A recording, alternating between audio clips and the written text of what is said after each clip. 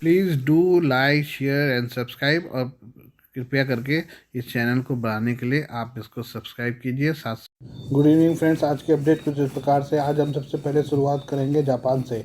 चीन और उत्तर कोरिया से बढ़ते खतरे के जवाब में जापान को जहाज़ से लॉन्च की जाने वाली टॉमहॉक मिसाइलें मिलने वाली हैं। पहली missile Congo class guided missile विध्वंसक चौकाई पर लगाई जाएगी।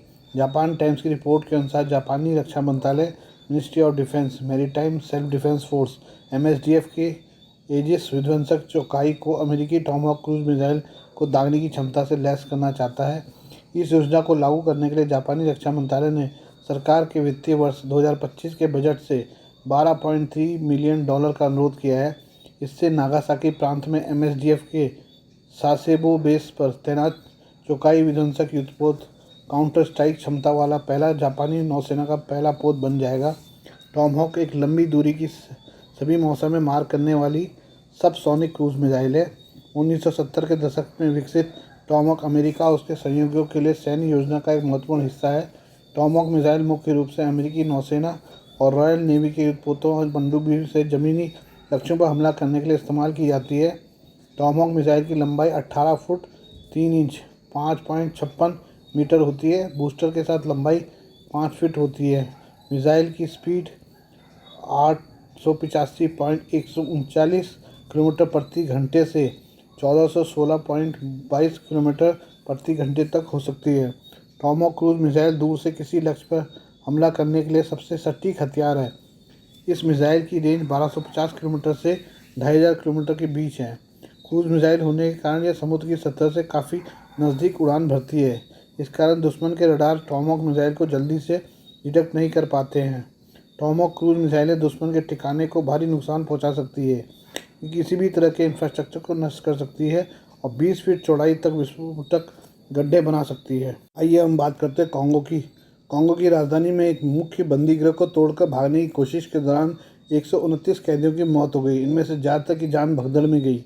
अधिकारियों ने मंगलवार को यह जानकारी दी। कॉन्गो के गृह मंत्री जैकमिन सबानी ने सोशल मीडिया मंच एक्स पर कहा कि शुरुआती अनुमान के अनुसार सोमवार की सुबह किन्शासा में क्षमता से अधिक कैदियों वाली मकाला जेल से भागने की कोशिश कर रहे कैदियों को चेतावनी देने के लिए सुरक्षा बलों द्वारा चलाई गई गोली से 24 कैदियों की मौत हुई। जैकमिन सबानी ने बताया कि घटना में 59 लोग घायल हुए हैं, जिनका सरकार इलाज करा रही है। साथ ही महिलाओं से बलात्कार के भी कुछ मामले सामने आए हैं। उन्होंने कहा कि जेल में कानून व्यवस्था लागू कर दी गई है। घटना में जेल के एक हिस्से को आग लगा दी गई थी।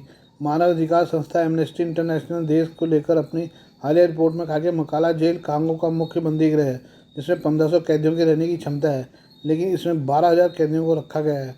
इनमें से ज़्यादातर सुनवाई पूरी होने के इंतजार कर रहे हैं। बंदीगृह में पहले भी कैदियों के जेल तोड़कर भागने की घटनाएं हो चुकी हैं। इनमें 2017 की वो घटना भी शामिल है जिसमें एक धार्मिक संप्रदाय ने सैकड़ों कैदियों को मुक्त कराया था। स्थानीय निवासियों ने बताया कि रविवार मध्यरात्रि को गोलाबारी शुरू हुई, जो सोमवार सुबह तक जारी रही। एक वरिष्ठ अधिकारी ने इससे पहले कहा था कि घटना में सिर्फ 2 लोगों की मौत की पुष्टि हुई है, जिसे मानवाधिकार कार्यकर्ताओं ने विवादित आंकड़ा बताया था। जेल से सामने आए वीडियो में ज़मीन पर शव पड़े दिख रहे हैं। इनमें कई के शरीर पर चोट के निशान हैं। अन्य वीडियो में कैदी मारे गए कैदियों के शवों को वाहन में डालते नजर आ रहे हैं। जेल में जबरन प्रवेश के कोई संकेत नहीं दिखे हैं। जेल राष्ट्रपति भवन से 5 किलोमीटर की दूरी पर शहर के मध्य में स्थित है। उप न्याय मंत्री मम्बेबा कबुआ ने स्थानीय टॉप कॉन्गो FM रेडियो को बताया कि प्रतीत होता है कि जेल तोड़ने की साजिश जेल के कैदियों ने ही रची थी। हमले की घटना के बाद जेल की ओर से जाने वाली सड़क की घेराबंदी कर दी गई, जबकि अधिकारियों ने घटना की जांच के लिए समिति का गठन किया है। न्याय मंत्री कॉन्टेस्ट मुताबा ने इस हमले को जेल तोड़कर भागने की नियोजित साजिश करार दिया है। उन्होंने जेल से कैदियों के हस्तांतरण पर प्रतिबंध की भी घोषणा की। कहा कि प्रशासन जेल में क्षमता से अधिक कैदियों की संख्या को कम करने के अन्य प्रयासों के अलावा नई जेल का निर्माण कराएगा।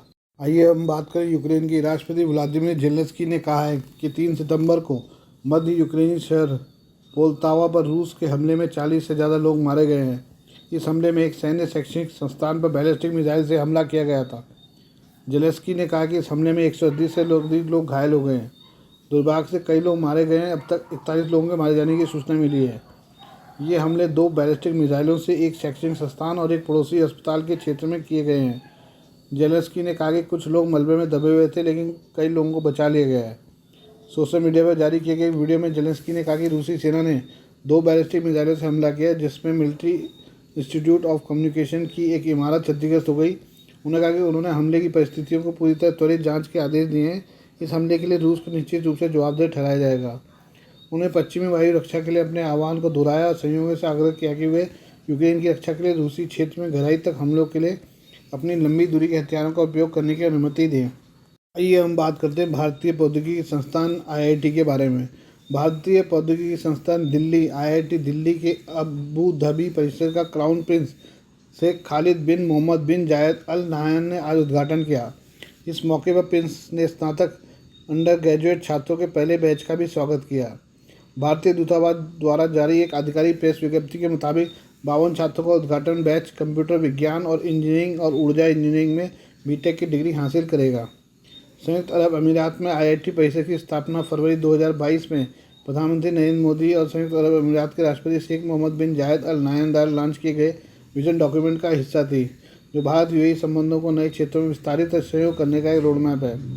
UG कार्यक्रमों के लिए छात्रों का चयन प्रतिष्ठित JEE एडवांस परीक्षा और विशेष रूप से अंतर्राष्ट्रीय छात्रों के लिए नई शुरू की गई संयुक्त प्रवेश परीक्षा CAET के माध्यम से किया गया है। उद्घाटन UG समूह में भारतीय, अमीराती और कई अंतर्राष्ट्रीय छात्र शामिल हैं। UG कार्यक्रमों से पहले IIT दिल्ली अबू धाबी ने जनवरी 2024 में ऊर्जा संक्रमण और स्थिरता में अपना पहला मास्टर ऑफ टेक्नोलॉजी लॉन्च किया था।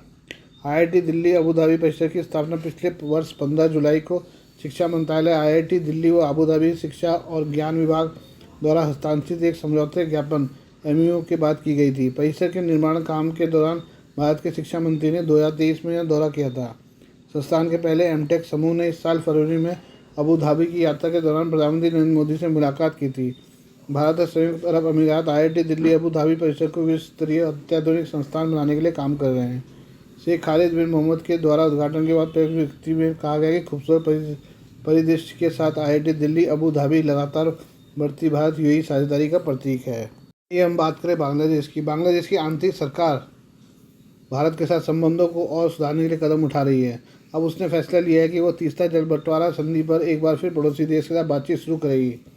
यहाँ की जल संसाधन सलाहकार सैयदा रिजवाना हसन ने ये जानकारी दी है।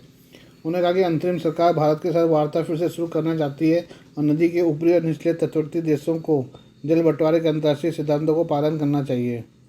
हसन ने विश्वास जताया कि भारत के साथ तीस्ता संधि और अन्य जल बंटवारा समझौतों को बातचीत के जरिए सुलझा लिया जाएगा, लेकिन साथ ही उन्होंने सलाह भी दी कि अगर कोई समझौता नहीं हो पाता तो बांग्लादेश अंतर्राष्ट्रीय कानूनी दस्तावेजों और सिद्धांतों पर विचार कर सकता है। हमें गंगा संधि पर भी काम करना है। उन्होंने रविवार को दिए इंटरव्यू में कहा कि मैंने बांग्लादेश में सभी संबंधित पक्षों के साथ तीस्ता जल बंटवारे के मुद्दे पर चर्चा की है। हमने बात की कि हमें तीस्ता संधि के संबंध में प्रक्रिया और बातचीत को फिर से शुरू करने की आवश्यकता है। हमें गंगा संधि पर भी काम करना है, जो 2 साल में ख़त्म होने वाली है।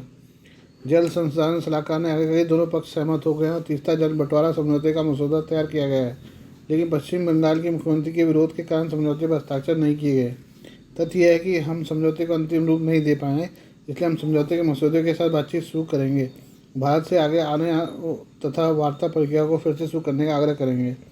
गौरतलब है, भारत और बांग्लादेश साल 2011 में तत्कालीन प्रधानमंत्री मनमोहन सिंह की ढाका यात्रा के दौरान तीस्ता जल बंटवारे पर एक समझौता हस्ताक्षर करने के लिए तैयार थे, लेकिन पश्चिम बंगाल के मुख्यमंत्री ममता बनर्जी ने अपने राज्य में पानी की कमी का हवाला देते हुए इसका समर्थन करने से इनकार कर दिया था।